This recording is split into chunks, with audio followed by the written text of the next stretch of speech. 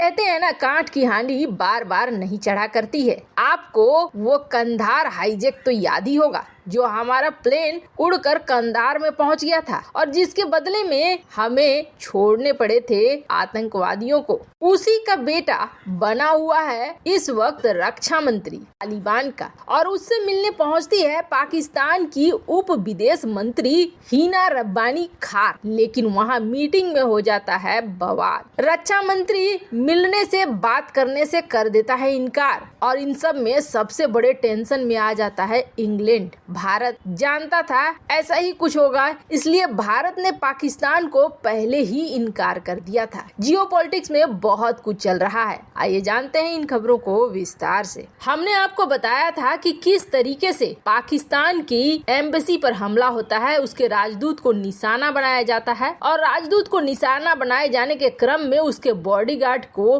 गोलियां लग जाती है। राजदूत तो बच जाता है, जिसके बाद पूरा अफरा तफरी मच जाता है पाकिस्तान के अंदर। पाकिस्तान का प्रधानमंत्री शहबाज शरीफ इसकी निंदा करता है। राजदूत को बुलाया जाता है और कहा जाता है कि आप यहाँ पर हमारे को प्रोटेक्शन नहीं दे रहे हो, अफगानिस्तान के अंदर क्यों प्रोटेक्शन नहीं दे रहे हो, हम तो चोर चोर मौसेरे भाई थे। बढ़िया बात है, बढ़िया कहा। उसके बाद हिना रब्बानी खार भी आ जाती हैं, उनका भी सोशल मीडिया पे मैसेज आता है, ये जो किया गया है ये गलत है, ये नहीं होना चाहिए। और दुनिया भर के कई और देशों से भी इस मामले में कुछ न कुछ संदेश आता है। पर सवाल ये उठ गया कि मौसेरे भाई के घर में हमला कैसे हो गया। कुछ दिनों पहले ही हिना रब्बानी खार पहुंची थी अफगानिस्तान। अफगानिस्तान में इसकी तस्वीरें, वो तस्वीरें दिखलाई गई पाकिस्तान के न्यूज एजेंसी द्वारा, जिन तस्वीरों में ये मिल रही हैं अफगानिस्तान के विदेश मंत्री से, मुत्ताकी से मिल रही हैं, मुलाकात हो रही है,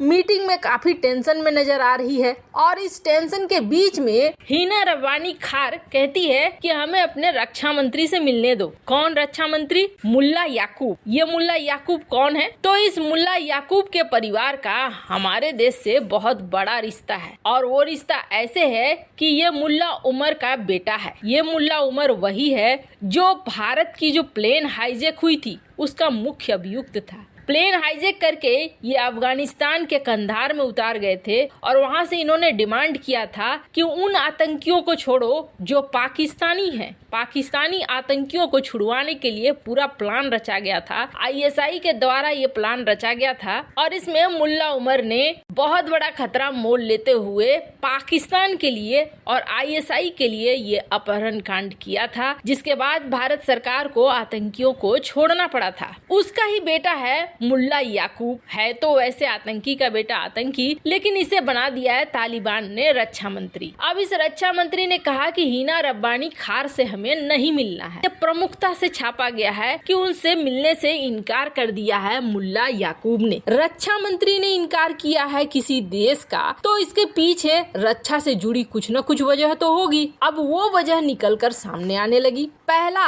कि डूरंड लाइन पर जिस तरीके से दोनों देश भिड़ रहे हैं वो सामने दिख रहा है। लगातार पाकिस्तानी सेना निशाने पर आ रही है और पाकिस्तानी सेना भी यहाँ पर निशाने पर ले रही है अफगानिस्तान के अंदर जो बने हुए ग्रुप्स हैं उन पर। कहा जा रहा है कि पाकिस्तान के 2-3 कर्मों की वजह से इस वक्त तालिबान का रक्षा मंत्री बेहद ज्यादा नाराज है, तालिबान भी नाराज है। और 2-3 में क्या क्या है? पहली बात ये थी कि मुल्ला याकूब के संरक्षण में था अल जवाहिरी। कहा जाता है कि अल जवाहिरी को बचाए रखने के लिए पूरा कमांड लेकर रखा गया था इस ग्रुप के द्वारा, लेकिन अल जवाहिरी को मरवाने के लिए पाकिस्तान ने पूरा सेटअप तैयार करके दे दिया अमेरिका को, और अमेरिका ने इस सेटअप का इस्तेमाल करके अल जवाहिरी को ऊपर पहुंचा दिया और इसका फल मिला पाकिस्तान को। पाकिस्तान एफएटीएफ की ग्रे लिस्ट से बाहर हो गया। यानी एफएटीएफ की ग्रे लिस्ट से बाहर होने के लिए पाकिस्तान ने बड़ा वाला गेम कर दिया, और इस बड़े वाले गेम में कांड हो गया तालिबान के साथ। तालिबान को समझ में आ गया कि हमने जिसके लिए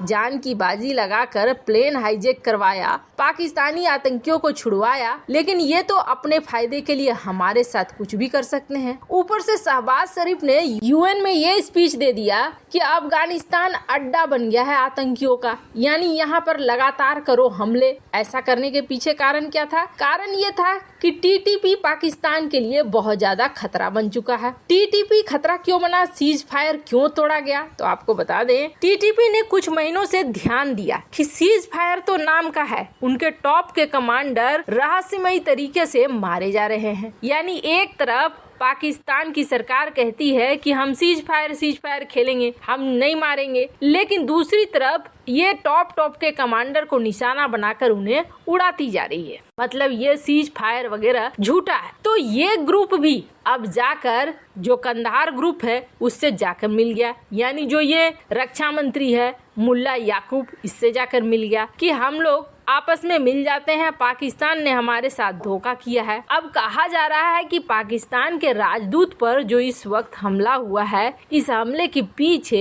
ये सारी घटनाएं जिम्मेदार बताई जा रही हैं। यानी अफगानिस्तान किसी भी तरीके से अब पाकिस्तान के ऊपर भरोसा नहीं कर रहा है और इस भरोसे को ठीक करने के लिए ही हिना रब्बानी खार पहुंची थी कि किसी तरीके से मामले को सलटाया जा सके और मामला हल हो, तालिबान फिर से हमारी बात सुन सके। क्यों? टीटीपी ने कहा हम सीज फायर को अब तोड़ते हैं। और दूसरी बड़ी बात, इस वक्त पाकिस्तान के अंदर है इंग्लैंड की क्रिकेट टीम और ये इस वक्त बहुत बड़ा सिरदर्द बनी हुई है कि कहीं इंग्लैंड की क्रिकेट टीम के ऊपर किसी तरह का कोई आतंकी हमला न हो जाए। भारत ने तो काफी पहले ही कह दिया था कि हम नहीं जाएंगे खेलने के लिए पाकिस्तान के अंदर। पाकिस्तान की स्थिति इस वक्त स्थिर नहीं है, हमारे खिलाड़ियों को निशाना बनाया जा सकता है या कोई घटना हो सकती है, पाकिस्तान सुरक्षा नहीं दे सकता है। लेकिन इंग्लैंड डिवाइड एंड रूल पर विश्वास करने वाला देश वहां पहुंच तो गया। जैसे ही ये टीम यहां पहुंची है वैसे ही टीटीपी ने सीज फायर को कह दिया है मना। माने घबराहट पाकिस्तान की बहुत ज्यादा बढ़ गई है कि कहीं भारत का कहा हुआ यहाँ पर सच न हो जाए। इसलिए हिना रब्बानी खान किसी तरीके से मान मनोबल करने के लिए तालिबान के पास पहुंची और यहाँ तो उल्टा ही वो बेइज्जत होकर वापस आ गई है। खैर, भारत के लिए ये हर हाल में अच्छी बात ही है, क्योंकि तालिबान के साथ जितना ज्यादा खटास होगा भारत के साथ रिश्ते उतने ही ज्यादा सही रहेंगे, कंट्रोल में रहेगा पाकिस्तान। जहां एक तरफ ये खबर आ रही है तो वहीं दूसरी तरफ ये भी कहा जा रहा है, हालांकि ये अमेरिकी मीडिया द्वारा कहा जा रहा है कि रूस के राष्ट्रपति व्लादिमीर पुतिन गंभीर रूप से बीमार हैं और पिछले हफ्ते अपने ऑफिशियल रेसिडेंट की सीढ़ियों से गिर गए थे। हालांकि इस घटना के अगले दिन वो रूस के एक स्पेशल टेस्टिंग लैब में दिखाई भी दिए, पर कहा जा रहा है कि कुछ तो बात है, शायद रूस के राष्ट्रपति का स्वास्थ्य बेहतर नहीं है। हालांकि अब इसके बारे में बहुत ज्यादा सूचनाएं तो नहीं आई हैं। पहले भी ऐसी ही बातें कही गई थी, पर तब रूस के द्वारा इनकार किया गया था। रूस के द्वारा कहा गया था कि ये सब मजाकिया बात है, ऐसा कुछ भी नहीं है। वैसे इन सब मामले में आपकी क्या राय है, कमेंट कर जरूर बताएं।